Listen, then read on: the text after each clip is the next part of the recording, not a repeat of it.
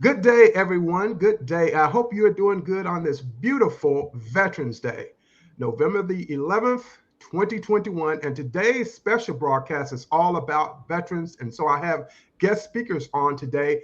And today I start out with an individual by the name of Joseph Brodie.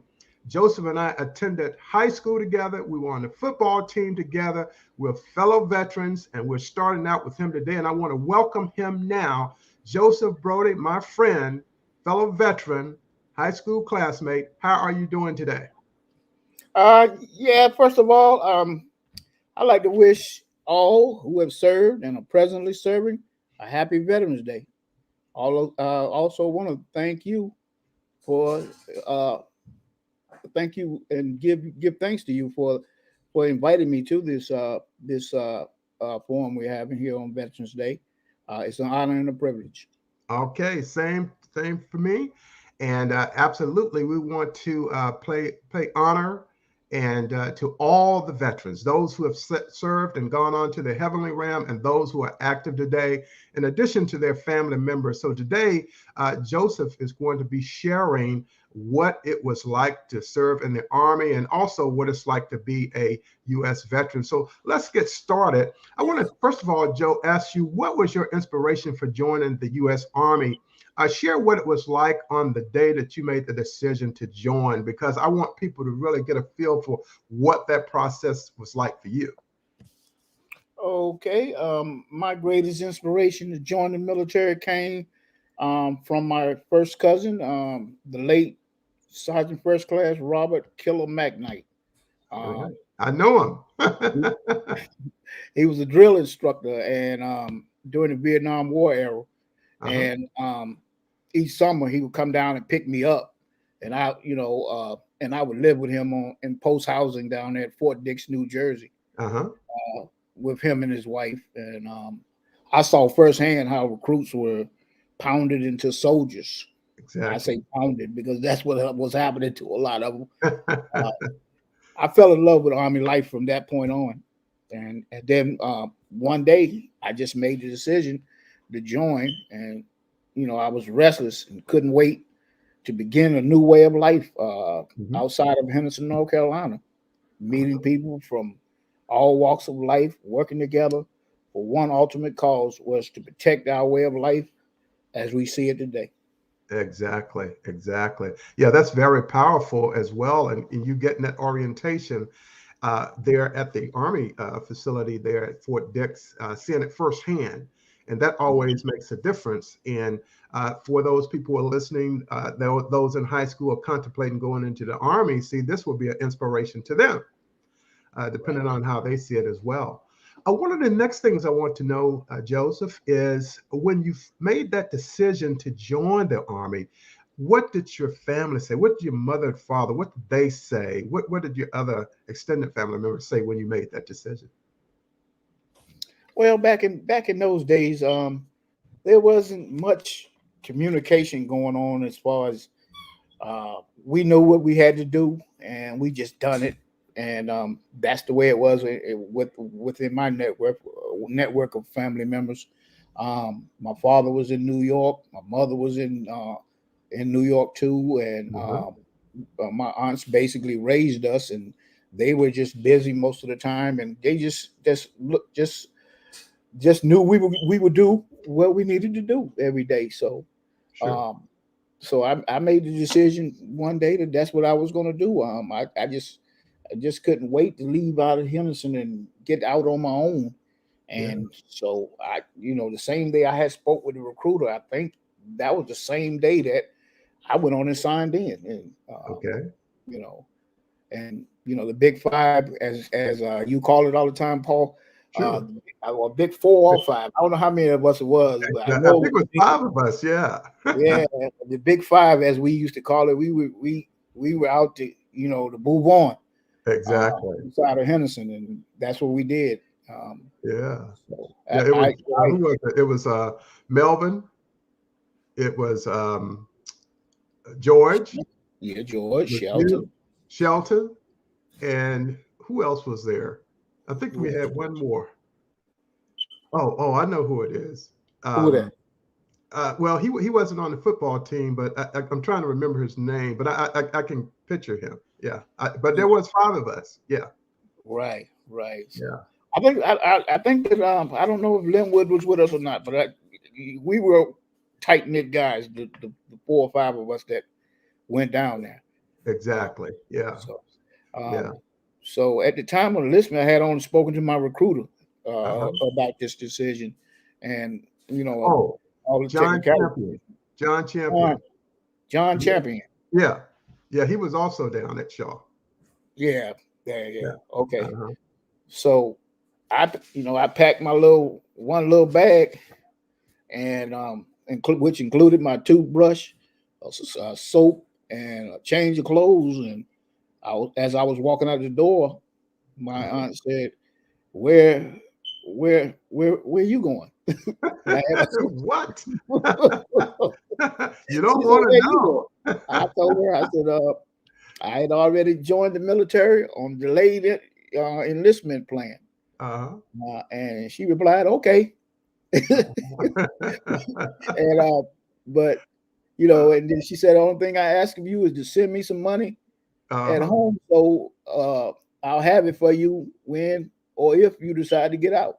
Exactly. I'll have this money." Say I was standing in the recruiter's office debating on going into either the U.S. Marine Corps Sure. or the U.S. Army. Uh-huh. And by the way, happy birthday to To the the Marine Marine Corps. Yeah, 246. yeah, 246 for them guys. Uh-huh. And so the next thing I know, I was being sworn in Richmond, Virginia, and Uh-huh. enlisted in the U.S. Army. Uh-huh. So at that point, there was a transition where you went to basic training. Where did you spend your basic training at? And Okay, what period of time was that? About 6 weeks or how long? I think it was 6 weeks. Uh-huh. Um, all the veterans know boot camp Oh is yeah. very challenging experience for all veterans, regardless of the branch you in. Boot camp Oh yeah. will make or break you right there. It'll make or break you. Absolutely. Yeah, It's definitely either will. mental, physically, and then also with the test and everything that takes place. Right, right. It Yeah. was no different for me. The challenge began, and we pulled up at the recruit depot station. And this is what they said. They said, and Bi came on the bus and he screamed out, "You got 10 seconds to get off this bus," and five of them already gone. Already gone. I never Well, forget that.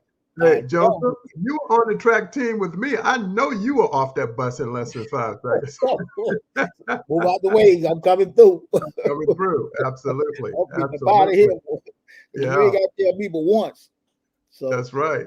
They so don't boot, know. so boot camp was the start of a never-ending challenge. And where did you spend Never-ending your challenge. your basic training at? Where was that Oh, it at? was at Fort Knox, Kentucky. Okay, Uh, Fort Knox. they I've been call out it there before. they call it agony, Uh-huh. misery, and heartbreak.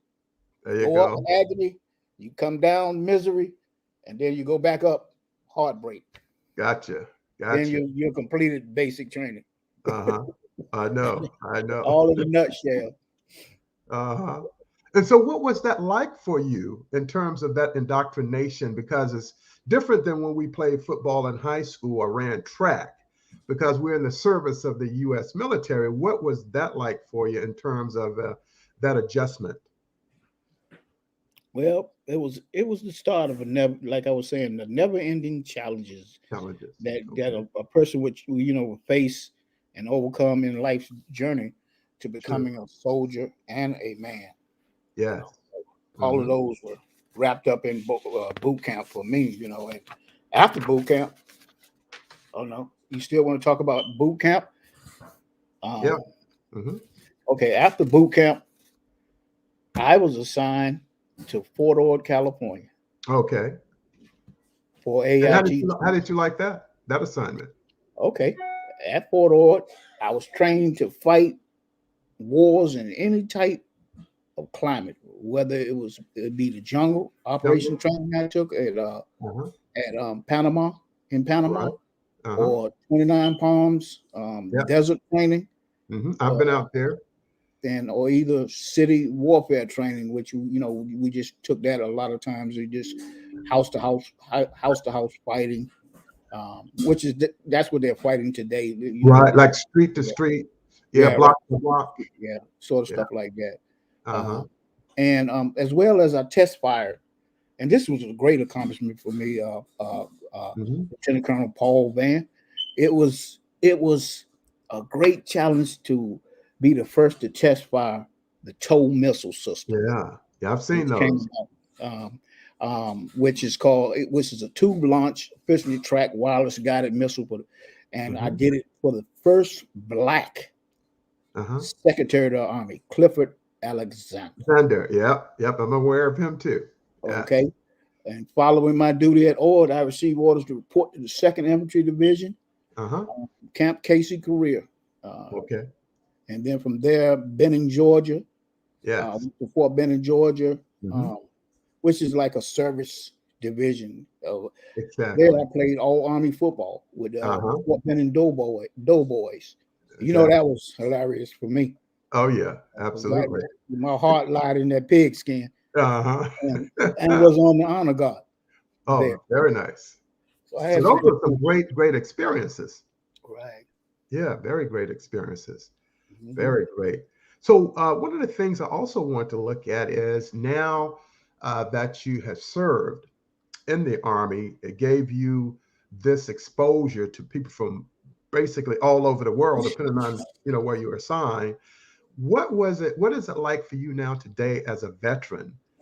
Of course, there are 19 million of us worldwide in terms of U.S. veterans. What is it like for you being a veteran today?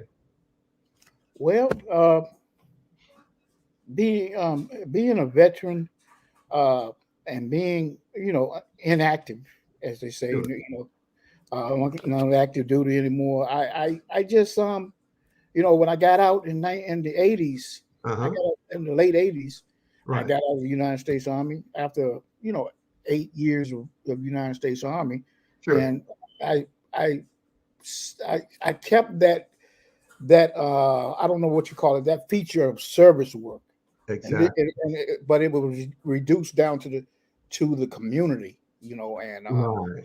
I started my own football team with AAU football, and it started Uh-huh. teaching young kids who weren't able to play on other levels because of their weights. Sure. They couldn't play because they got the weight divisions and all that stuff.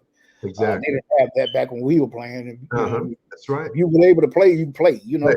Exactly. Didn't matter. But now that they're protecting a lot of people from injuries and stuff, so they have to Sure. have a weight limit. So I began doing that, and I also began doing Boy Scouts. Uh-huh. Which is good.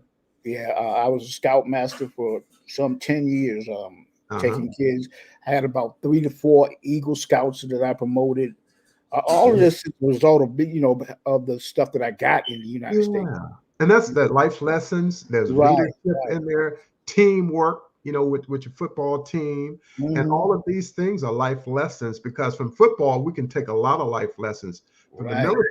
military and the Boy Scouts, you take a lot of life lessons from that as well. Mhm. So those are really great contributions, and you're doing that volunteering, which is really very important, especially for the younger generation now. Things are a lot different from them, whereas when we grew up, we used to be outside playing, and for them, they want to be on the Xbox. They're inside. They're not Right, outside. It's totally right, different. right. For real. So Yeah, the values that are taught to these yeah, young kids today will stick with them. Will stay with them. If they'll let it. You yes, know. I mean, you can stray off, but then sure. you can come back in whenever you get ready. That's So very true. uh, Very true. it Very gives me a true. sense of pride to be a veteran. Today, Hmm. and to be amongst the millions of Americans from all nationalities, and to Yeah, have worn the uniform of the United States military. It reminds exactly. me of the phrase, Uh-huh. all gave some and some Some gave all. all. The Absolutely. freedoms we're experiencing today. For sure. For sure. I totally agree with that. Hmm. And there's one thing that I've been seeing happening more with the military. The military actually is becoming one.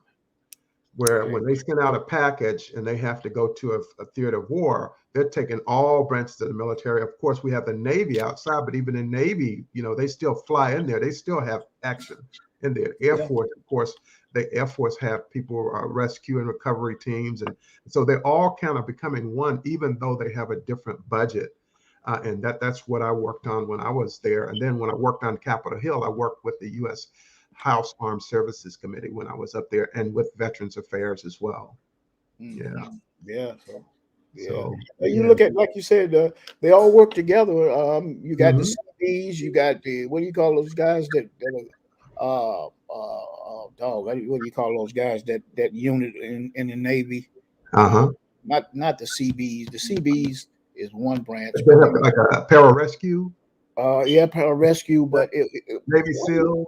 SEALs. Those are Yeah. the ones. Those SEALs teams. They on the ground. Oh They, yeah. when they come in, they do a lot of damage. Oh yeah. Yeah. They're trained. They're very unique at what they do. Right. The Green Berets and all of Yeah. them Green Berets. outside organizations and stuff. They just dynamic. Oh yeah. Very much so. Very much for to Mhm. defend the borders, coast to coast, and then even beyond. So it's Mhm. really great. So Joe, our time is coming to an end. Is there anything else you'd like to share at this time with the viewers and the listeners on this November the 11th, 2021 Veterans Day broadcast? Okay. Thank you, Lieutenant Colonel Van. Up until recently, I did not weigh the benefits of joining the military. Uh-huh. Uh, because back then it was just, I did it and it was done, and I didn't even look back on, what I was doing or anything. I just, went in, feet first, boom, I'm Oh in the yeah. military. That was just me. Uh-huh. Other people went in and they diagnosed it and, Sure. looked at this and looked at that. And I didn't. I went in head first, Uh-huh. and but I don't regret it. Oh Uh, yeah. Yeah. Not at all. Yeah. So Well, you knew what you wanted. right, right. So now that I look at it, it was a great decision because Yes. it it you look at free education for you and your kids. Yeah. You look at under the GI Bill, Sure. as well as you look at the home loans that you get Yes. under Yeah. the Veterans Administration, Uh-huh. and most of all, free health care. Yeah. Yeah. Looking at That's a big disability. that's a big one right Yeah. there. Especially nowadays with the pandemic and everything. Right, right. So Hmm. today I know you can't lose by the young people. You can't lose by joining the military. Yeah. You too will be a part of the millions of veterans everywhere that have Yeah. worn the uniform of the United States of America. Yes. Yes. And I always tell people they're soldiers, airmen, Marines, Navy, seamen, Coast Guard, all of these people, we stand on their shoulders, all the people that came before us. Right. And so we all applaud them. And then we have this special person, General Colin Powell, who took it to the next level in terms of the leadership and in terms of getting a lot of exposure for all branches of the service. Yeah, he Mhm. did quite a bit in there. And of course he was an army man. So and he was Right. yeah, he was an army man. So he pushed it and took it to the next level of excellence in what he did. And what a lot of people didn't know was that he himself was a Republican. Yeah. And Yeah. so that makes a difference right there. That lets you know that Uh-huh. it has anything to do with politics in the military. It's Exactly. serving Yeah, service. serving. Yeah, absolutely. Absolutely. So yeah, so this is going to conclude this episode. And again, our guest right now is U.S. veteran Joseph Brodie, and he and I again we attended high school together in Henderson, North Carolina, Vance Senior High School. And even though they changed the name, it's still Vance Senior High School. Sure. And then we played on the football team together. We were on a track team together, and we both served in the military. And so, with that, we're both gave service to country, and we thank our families for assisting us in that process. Because when we served, our family was right there with us, serving as well, even though they weren't with us. Mhm. And so we want to really thank them, and we want to thank Joseph Brodie, brother Joseph Brodie, for his service to the United States Army. And Joseph, my brother, he retires this fall. He served 33 years in the Army, so Go he's Army. retiring in December. Yeah, yeah, he's retiring. So we have the Army in the family. I did the Air Force. My uncle did the Navy. So yeah, Uncle Thomas Hawkins, and he served 23 years in the United States Navy. Yeah. So Yeah, we I also got a strong history of military service in my family too. hmm Yeah, Navy, Army, Marines. I yeah, mean, all yeah. And branches. my cousin Stephen Rogers, who you might know, he served in the Marines as well. Yeah, Yeah, he retired out of the Marines. Yeah. my father just passed away last year. He's a I veteran, remember. and he was a veteran, and Uh-huh. so I just walked in their footsteps and kept moving. Yeah. Yeah. And with me, I initially started out looking at the Army. And then one day they wanted to simulate the Claymore mine, and they lost me that day. And so the Air Force guys, I went through basic training, a boot camp with them, and they let me fly a plane with an instructor pilot, and I was sold after that. And, That was and it. I Yeah, tell you what else, and real quick, uh-huh, I went in when I went in. This guy told me, he said, "You don't want to go in the Marine Corps." He said, uh-huh, "You can come on in the Army. We'll give you $1,500 enlistment bonus." And my uh-huh. thinking at that time was, I'm going to get this money as soon as I sign up. Exactly. Little did I know that you only get that money after basic training. Exactly. $1,500, and the fact that they were really trying to recruit us, Sure. because they had lost 58,000 men in Vietnam, Yeah. and they Yeah. were just trying to get their numbers back up Exactly. after the Yeah. Vietnam War. Yeah. Yeah. Because I went by the memorial, and they have every name up there that they lost. Yeah, but thank God Yeah. we didn't have to serve under those conditions. I'll put it that way. Absolutely. It was tough. Yeah, it was. Tough for everybody. Yeah. The Definitely supply line was too short. right. Yeah, Right. that's the problem they had over there. The Robert Sergeant First Class Robert F. McKnight I was telling you about. Uh-huh. He done 3 tours in Vietnam and only had a scratch on his. I don't know what was going on inside his head or whatever. Uh-huh. Like that. But he only had a scratch on his arm that I ever saw. That's why he had that nickname. So, You don't mess with him. I tell you, yeah, I kind of I looked up to that guy. Yes. It was hard to see him in the condition he was when he Yeah, passed away. So, I understand. but he's in a better place. Oh, for sure. He with Almighty God. Can't be Exactly, wrong with that. That's all good. real. Absolutely. Well, okay, brother Joseph Brodie, thank you so much. Again, happy Veterans Day to you and to your family. And we're going to do a little bit more of this sometimes in the future and talk about some other things as well, my Okay, friend. thank you so much. All right. Thank you. And I'll say to everyone who listened to this particular episode, you're not going to find a better person on the planet than Joseph Brodie. Take my word for it. I've been with him in the trenches. All right. Have a great day, everyone. And I'll see you on the next episode, which is coming up in about 5 minutes. I have Kevin Richardson from the Air Force and also part of the Air National Guard. Happy Veterans Day, everyone. Goodbye. Goodbye.